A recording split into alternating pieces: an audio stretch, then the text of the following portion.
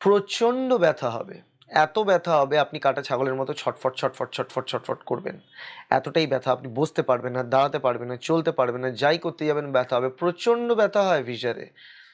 আপনার ধারণার বাইরে। যদি আপনার এই মুহূর্তে দাঁড়িয়ে আপনি দেখছেন এই ভিডিওটা, আপনি চেষ্টা করছেন বোঝার যে আপনার কোন রোগটা হয়েছে, তাহলে জেনে রাখুন যদি আপনার প্রচণ্ড যন্ত্রণা হয়, এতটাই যন্ত্রণা হয় যে আপনার পটি করতে বসতেই আর ভয় লাগছে, যন্ত্রণার ভয়ে, এবং বিশেষ করে যখন পটিটা বেরোচ্ছে সেই সময় অবধি যন্ত্রণা একরকম, বেরোনোর পরেই যন্ত্রণাটা আরও বেড়ে যায়, এবং তারপরে যখন আপনি বাইরে আসেন তখন যন্ত্রণাটা 1-2 ঘন্টা 3 ঘন্টা অবধি থাকে।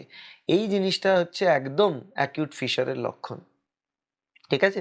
এবং অ্যাকিউট ফিশার 2 সপ্তাহ 3 সপ্তাহ অবধি যদি নিজে থেকে ঠিক হয়, না ঠিক হয়, তাহলে আস্তে আস্তে তা ক্রনিক ফিশারে কনভার্ট হয়।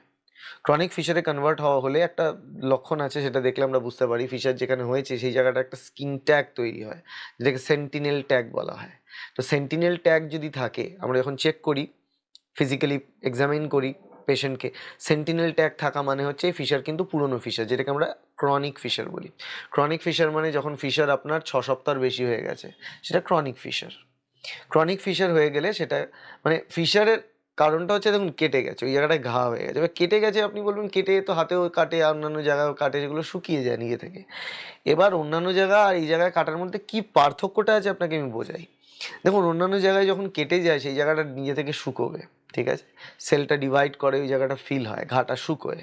এবং এখানে যখন কেটে যাবে তখন সেই জায়গাটা, যে মাসলটা আছে সেটাকে বলে স্ফিংটার মাসল, একটা ডোনাট শেপের, গোল ডোনাট শেপের একটা মাসল আছে। মানে ধরে নিন অনেকটা, এটা গার্ডার যদি আপনি নিয়ে নেন, গার্ডারের মতো দেখতে গোল শেপের একটা মাসল। সেই মাসলটা হচ্ছে ইন্টারনাল স্ফিংটার একটা আছে, একটা এক্সটার্নাল স্ফিংটার আছে। এখানে ইন্টারনাল স্ফিংটার যে মাসলটা আছে, গোল ডোনাট শেপের মাসল, সেই মাসলটা কি হয়, যেই কেটে যায় ওই মাসলটা স্টিফ হয়ে যায়, শক্ত হয়ে যায়। তার ফলে যতটা এরিয়া থাকার কথা মলদ্বারে তার থেকে কমে যায়। এবার কি হয়ে যাবে, যেই কমে যায় এই জায়গাটা টাইট হয়ে থাকে, যন্ত্রণাটা বাড়তে থাকে। যন্ত্রণার কারণই হচ্ছে ওই ইন্টারনাল অ্যানাল স্ফিংটারটা টাইট হয়ে থাকা। ওটা টাইট হয়ে থাকলে আপনার যন্ত্রণাটা বেশি হবে।